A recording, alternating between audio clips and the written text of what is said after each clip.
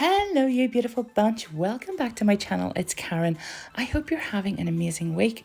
If you're new here, hello, welcome. It's lovely to have you join us.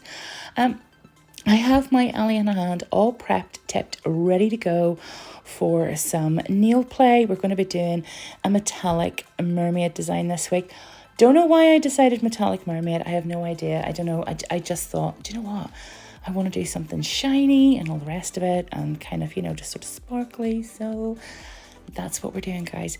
Anyway, so I'm going in then with some white and I'm going to be putting this white on all the tips. And I am going to do 2 coats, but I'm only going to show you guys me doing one because it's, it's pretty much the same thing over and over.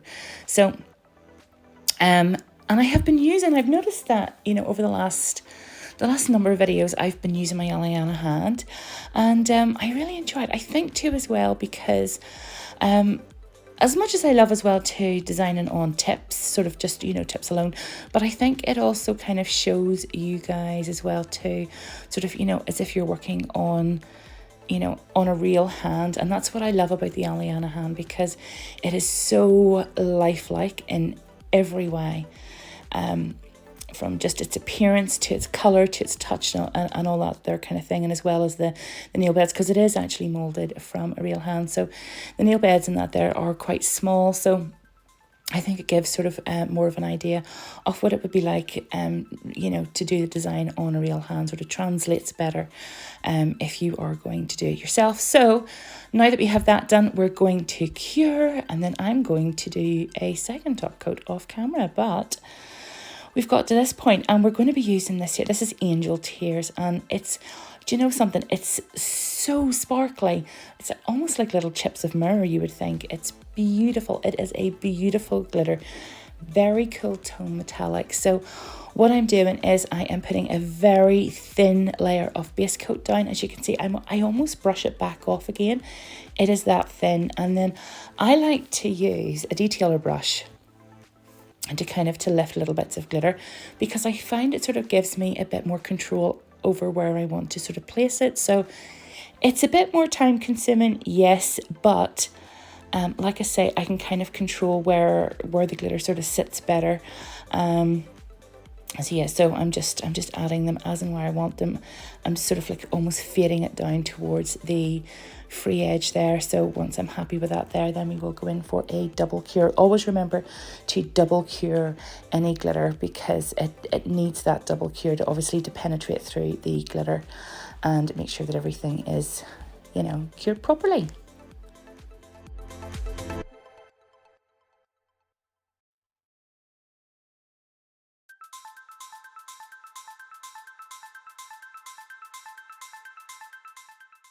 Okay, so now we're out of the lamp. I'm going in now with my builder in a bottle, and as always I'm doing a slip layer, and then I will go in with a bigger bead and kind of work more on the apex. If you want to see it done on very short nails, I know some people really do struggle with encapsulating on shorter nails. I do have a video as well too on that, so you can go check it out. If I remember to actually link it down below, I will, but I do have a video of encapsulating glitter on shorter nails, because I wear shorter nails myself. I need to. So anyways, we're going in now with some chrome, and I am using a different top coat. Usually I would use the Madame Glam top coat, but I am using a different top coat this week. So I'm just going to go in with a nice smooth layer of that, and I'm going to be chroming the middle finger and the ring finger. So you'll probably see me just sort of interchange here, sort of between see, as you see there, because I'm doing the exact same thing on both fingers. So I have these little, normally I would burnish it in with my glove, but I found on this top coat here it much preferred the silicone tool, whereas my Madame Glam gel polish prefers me to do it with my glove. So I think it likes sort of the heat of my finger a bit better, but the silicone tool worked a treat. Chroming is one of those things that I don't do it very often because I'm not a fan of chrome. The look of it or the finish of it, and I think it's messy. So it's not often I do chrome. It's just not an aspect of nail art that kind of excites me. But anyway, we move. So again, I'm using these little stickers that I have actually used before in another video, and some of you guys really like them, and I wanted to use this sort of part of it where you just sort of peel it off, and you'll see the little scales will be left on the tab. I think you can pick these up on eBay, Amazon. So I just kind of stick that to the nail, and then using a pair of scissors, I just very carefully trim around that. Obviously, if you're doing this on a client, you want to be extra careful. So once you've it trimmed dried, you can just press that down, and then I just go in then with some builder gel, and again, same thing as always, I do my slip layer, and then I go in with what I suppose I would call an apex bead, and just kind of walk it down to create a nice apex.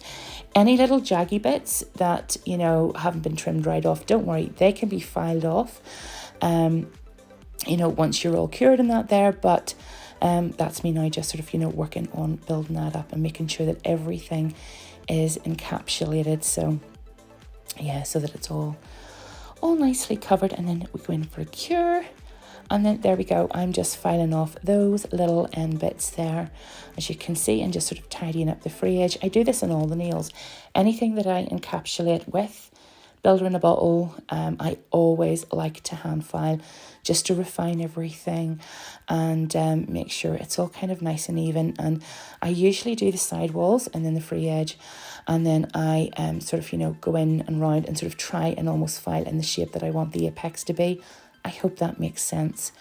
And once I've done filing as well too, I always like to buff. So that's that nail. That can sit to the side for a moment. I think we're going in here now with some top coat, and we're just gonna, I just want to sort of like finish everything off with some top coat, because we are going to be doing some more design on what would be the middle finger, but I just want to get everything sort of, you know, top coated and all that there then, so we're good to go. So on this middle finger here, I decided to do what I attempted, I'm going to say attempted here, guys, to do a starfish design.